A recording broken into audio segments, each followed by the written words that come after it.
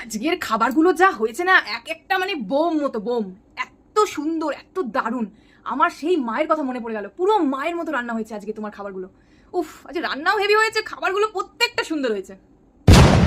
কি কি ভাবছো? এই এক্সপ্রেশন, এই কথাগুলো তোমার স্বামী তোমাকে বলবে? ভাই, এইরকম ভেবো না। কোনোদিনও বলবে না, কোনোদিনও বলবে না এরকম। কি বলবে জানো? যখন তোমার রান্নায় হয়তো ভালো হয়েছে তখন বলবে ভালো হয়েছে, আস্তে করে। এইরকম এক্সপ্রেশন দিয়ে কোনোদিনও এরা বলবে না, কারণ এরা বলতে জানে না তো। এই যে মায়ের মতো এত ভালো খেলাম, কোনোদিনও বলবে না। ওইসব স্বামীরা কারা? যারা বউয়ের রান্নায় নুন বেশি ঝাল বেশি হলেও টুকটুক করে খেয়ে নিচ্ছে। ভাই, এরা তো কোনোদিনও খাবে না।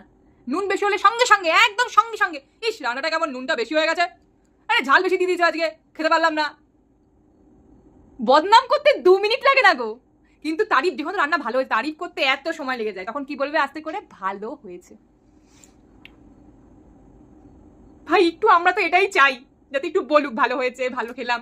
বলবে না, বলবে আমি বানিয়ে নিতে পারি এইটুকুনি। তাহলে বানাও, তাহলে তোমরা খাও। যা পারছি তাই করছি।